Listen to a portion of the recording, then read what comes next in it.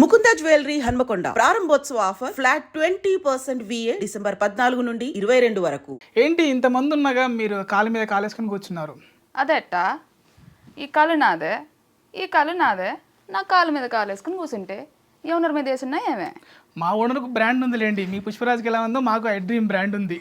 Me actually I dream అంటే నాకు చాలా ఇష్టం అండి. పేరు I dream, you dream, we all should dream. Yes exactly. So మీరు డైలాగ్ కోసం చెప్పాను, కూర్చున్నాను, తీసేసాను. ఇప్పుడు చెప్పండి. నో ఇష్యూస్ అండి. మీరు కూర్చున్నా బాగానే ఉంది, ఎందుకంటే అందం కుర్చీ మీద కూర్చున్నట్టు అనిపిస్తుంది నాకు. Thank you. ఓకే ఓకే, మీరు చెప్పారు కదా, సరే. ఓకే, మీరు మా గెస్ట్. సో ఆల్రెడీ మీకు కాఫీ ఇచ్చాము. కాఫీతో పాటు మీరు కళ్ళు మూసుకోండి, ఇంకో సర్ప్రైజ్ ఇస్తాను మీకు. Open your eyes. సమోసా తింటావా శిరీష? సినాయన నాకెవరో సమోసాలు ఇస్తారు, చూడండి. తీసుకోండి, తింటా. థ్యాంక్ యూ, ఆకలిస్తుంది. కరెక్ట్ టైంకి తీసుకొచ్చారు. తింటూ మాట్లాడుకుందాం. సో పుష్పరాజు యశాచలం కొండలకి ఎందుకు వెళ్ళారు? నాకు డౌట్. మీ ఇంట్లో పెట్టుకొని మిమ్మల్ని అంత అందమైన కుర్రలు ఉన్నాయి, మళ్ళీ దట్టమైన ఫారెస్ట్ లాంటి కుర్రలని. దీనికి ఎవరు ఎర్రచందనం ఇచ్చినంత డబ్బులు ఇవ్వట్లేదు. ఇస్తారండి. ఇప్పుడు ఈసారి పుష్ప 3లో వాటిని పెట్టి చూడమంటే ఖచ్చితంగా వస్తాయి కోట్లు. బట్ నైస్, థ్యాంక్ యూ అండి. I take it as a compliment. So చాలా ఇంటర్వ్యూలలో మీరు చెప్పారు, అంటే ఎలా వచ్చింది అవకాశం అవన్నీ కాకుండా జనరల్గా నేను అంటే ఇది వేరే విధంగా మాట్లాడతాము. సో మీకు ఒక లేఖ రాశాడు అభిమాని. ఫస్ట్ ఆ లేఖ మాట్లాడుకుంటూ కంప్లీట్ చేద్దాం మనం ఇంటర్వ్యూ. తెలుగు వచ్చు కదా మీకు? వచ్చింది. అంటే చూస్తుంటే నార్త్ హీరోయిన్ లాగా అనిపిస్తుంటేను. లేదు, పక్కా తెలుగు. గట్టి చదవండి. నిజంగానే రాసారా? నిజంగానే రాశారు. కావేరి ఓ కావేరి, నా గుండెల్లో పారే గోదారి. పుష్పలో నాయన సినాయన కారు అన్నాడు అన్నప్పుడు చూశాను నిన్ను తొలిసారి. ముద్దు ముద్దుగా ఉండే 2 జళ్లతో నా మనసును దోసిన ఓ వయ్యారి. కావేరి ఓ కావేరి, నా గుండెల్లో పారే గోదారి. గుళ్ళో మీ సినాయన గోత్రం అడిగినప్పుడు ఆ పూజారి, తెగువగా నువ్వు చెప్పినప్పుడు అలానే చూసిండిపోయా తెరిపారి. తిరిగి తెచ్చిచ్చావు మీ చిన్నాయన ఇంటి పేరును కొట్లాడి మరి. నువ్వు ఒప్పుకుంటే ఇస్తాను నా ఇంటి పేరు నీకు కూడా ప్యారి.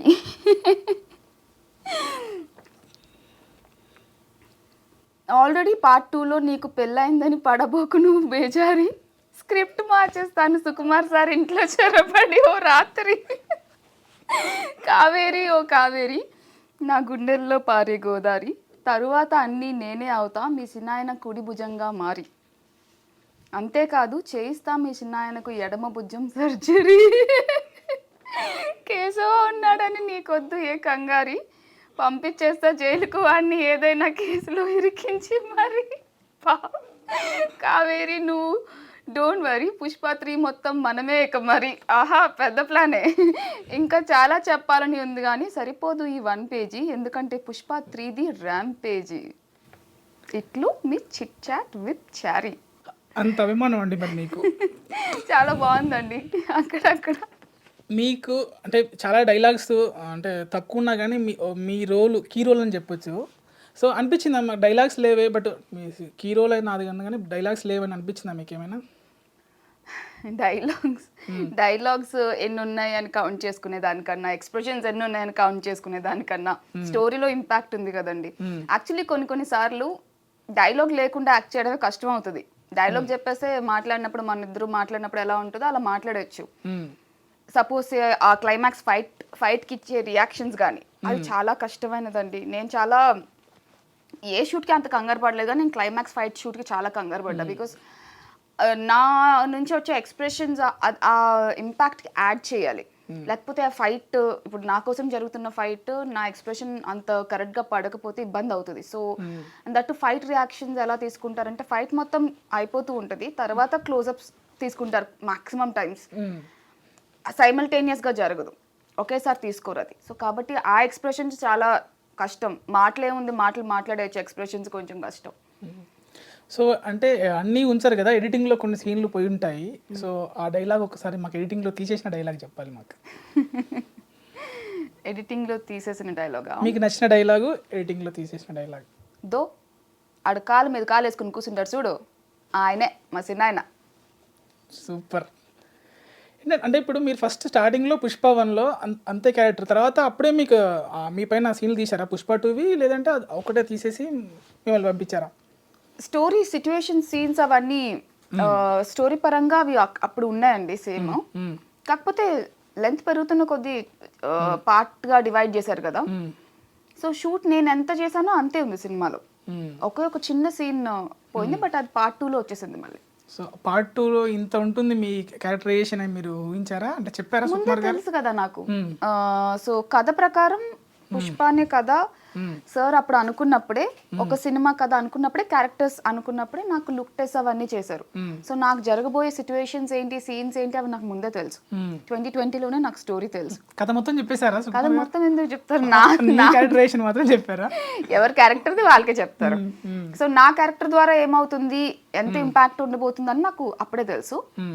24 వరకు వెయిట్ చేయాల్సి వచ్చింది పుష్ప 2 కోసం అంతే. సో ఆశ దోష అప్పడం వడ అని అనంటే నేను ఒక అడుగుతాను, చెప్పండి. సో పార్ట్ 3 ఎలా ఉండబోతుంది? పార్ట్ 3లో మీ డైలాగ్స్ ఏమైనా ఉన్నాయా? పార్ట్ 3లో నా డైలాగ్ ఇప్పుడే మీకు కావాలి. ఖచ్చితంగా ఒక డైలాగ్ అయితే ఉంటుందండి, సిన్నాయన. ఆ డైలాగ్ ఉంటుంది. పార్ట్ 3 డైలాగ్ లీక్ చేసిన కావేరి అని. సో పెట్టేస్తారా? అదే తమ్మునేలు పెట్టుకుంటాం మేము. పార్ట్ 3 డైలాగ్ లీక్ చేసిన పావని కావేరి. ఓకే, ఒక డైలాగ్ చెప్పండి, నేను చెప్తాను.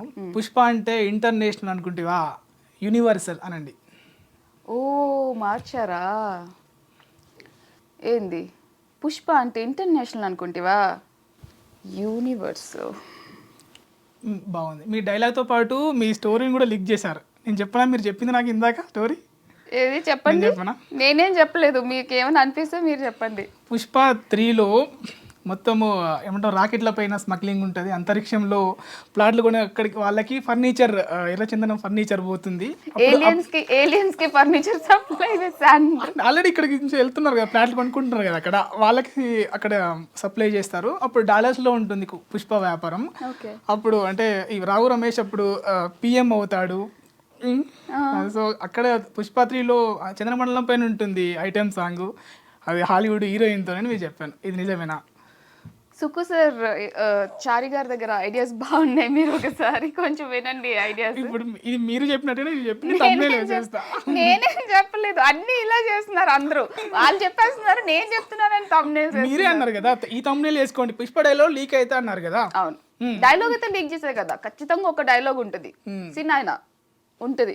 సినాయన తర్వాత ఇవన్నీ మేము వేసేసుకుంటాం. Okay, no issues. సుకుమార్ గారు చాలా జీనియస్, అంటే ఎప్పటికీ అదే ఆ సినిమా అంటే దాంట్లోనే ఉంటారు. సో మీతో ఎలా ఉండేవాడు అంటే షూట్లో? చాలా పాజిటివ్గా ఉంటుందండి సుకుమార్ సార్తో వర్క్ చేయటము. అండ్ చాలా కూల్గా ఉంటారు సెట్లో, చాలా కూల్గా ఉంటారు, హ్యాపీగా వర్క్ చేస్తారు సార్ కానీ బన్నీ సార్ కానీ సెట్లో. ఎప్పుడు ఆ టెన్షన్ అట్మాస్ఫియర్ కానీ లేదా నెగిటివ్ అట్మాస్ఫియర్ అస్సలు ఏమి ఉండదు ఎప్పుడు. చాలా అందరితోనూ చాలా హ్యాపీగా పాజిటివ్గా కొలాబరేటివ్గా వర్క్ అట్మాస్ఫియర్ ఉంటుంది. సో నాతో అయితే ఇంకొంచెం ఎక్స్ట్రా ప్రేమగా ఉండేవాళ్ళు. అంటే ఎవరు ఇంతవరకు చెప్పండి మీతో ఎలా ఉండేవాళ్ళు బిహైండ్ ద స్క్రీన్? ఏ ఇంటర్వ్యూలో చెప్పండి, మీరు చెప్పాలి నాకు. ఇప్పుడు నార్మల్గానే సుకుమార్ సార్ రాసుకున్న క్యారెక్టర్స్ని చాలా ప్రేమిస్తారు, ఏ డైరెక్టర్ అయినా కూడా. సుకుమార్ సార్ ఇంకా బాగా ఇన్వాల్వ్ అయ్యి క్యారెక్టర్స్ అన్నింటినీ ఎంత ప్రేమిస్తారో, అందులో కావేరి అనే క్యారెక్టర్ సినిమా కథలో కూడా కావేరికి చాలా ప్రేమ వస్తుంది, వాళ్ళ ఇంటి దగ్గర నుంచి కానీ, వాళ్ళ చిన్నాయన దగ్గర నుంచి కానీ, వాళ్ళ పిన్నమ్మ దగ్గర నుంచి కానీ. సో చాలా ప్రేమించబడే క్యారెక్టర్. సో దానికి సుకుమార్ సార్ కూడా అంతే ఎఫెక్షనేట్గా ఉండేవాళ్ళు. అండ్ ఎవరికి తెలియని విషయం అయితే సుకు సార్ సెట్లో అందరిని ఇమిటేట్ చేస్తారు. అవునా? భలే సరదాగా ఇమిటేట్ చేస్తారు సార్. సడన్ గా వస్తారు సీన్ లో ఏదో చెప్పి, ఇంకా ఎవరిదైనా బాడీ లాంగ్వేజ్ ఏదైనా నచ్చితే అది చేసి చూపిస్తారు. ఒకటి చేసి చూపించండి. నేను చేయలేను, అంటే మీరు యాక్ట్రెస్ కదా, సార్ కన్నా ఎక్కువ చేస్తారు కదా మీరు, సార్ చెప్పిస్తారు. ఇమిటేట్ నేను చేయలేను, సార్ అయితే చాలా బాగా చేస్తారు. ప్రతి ఒక్కరు ఎలా ఉంటారు, ఎలా నించుంటారు, ఎలా మాట్లాడతారు అని చాలా బాగా అబ్జర్వ్ చేస్తారు. సో అదొక్కటి చాలా ఫన్నీగా అనిపిస్తుంది సెట్ లో. ఎప్పుడైనా సరదాగా సడన్ గా బన్నీ గారితో, బన్నీ గారు కూడా చాలా కూల్గా ఉంటారు సెట్లో. అంటే ఐకాన్ స్టార్ వచ్చారు, అంత ఎవరు అంత భయపడి అంత కంగారు కాకుండా పని బాగా జరగాలి. సో సార్ అందరితో చాలా జోవియల్గా ఉంటారు, సరదాగా మాట్లాడతారు, పలకరిస్తారు. Memorable moment. మెమరబుల్ మూమెంటా? పెళ్ళి సెట్లో, లాస్ట్ పెళ్లి సెట్లో అప్పటికే రోజంతా పెళ్లి హడావిడి జరిగినట్టే మేము అందరం పందిరి నించోవడం, గిఫ్ట్లు ఇవ్వడం, పోవడం అవన్నీ చాలా చాలా షూట్ చేసాం అక్కడ. సో 10-10:30 అయింది నైట్. వెయిట్ చేస్తున్నాం లాస్ట్ షాట్ ఎప్పుడు అని అందరూ వరుసగా నించున్నాం కదా. సో అందరూ నవ్వేది ఉంది కదా, క్లైమాక్స్ నవ్వి అక్కడ అదైతే ఫ్లవర్ వేస్ట్ చూపిస్తారు, అయిపోవాలి. సో ఆ టేక్ అవుతుంది, చేసాము. సార్ సూపర్ అన్నారు, సుకు సార్ సూపర్ అన్నారు. అందరూ ఒకేసారి రిలాక్స్ అయ్యి, నేనైతే ఇంకా ఫుల్ అయిపోయింది, లాస్ట్ డే ఆఫ్ షూట్ అనుకుంటున్నాం మేము. అది దాని తర్వాత ఇంకా షూట్ ఉండకపోవచ్చు, అదే లాస్ట్ డే షూట్ అనుకుని అన్నాను. అసలు సుకు సార్ 1 more అన్నారు. 1 సార్ పగలబడిందా అంటే ఏడవలేక నవ్వారంట. 1 సార్ పగలబడి అంటే అర్థం ఏంటంటే, నువ్వేమో అనుకుంటున్నావు సార్ అంత ఈజీ కాదు, సూపర్ అంటే టేక్ ఓకే అని కాదు అర్థము, ఇంకో టేక్కి రెడీగా ఉండాలి అని చెప్పి సార్ నవ్వుతున్నారు. బికాస్ సార్కి చాలా ఎక్స్పీరియన్స్ కదా, బన్నీ సార్కి సుకుమార్ సార్తో చాలా ఎక్స్పీరియన్స్ కదా. సో మేమందరూ సూపర్ అంటే టేక్ ఓకే అయిపోయింది అనుకొని చాలా రిలాక్స్డ్ అనుకుంటే 1 more అన్నారు. చాలా బాగా నవ్వారు.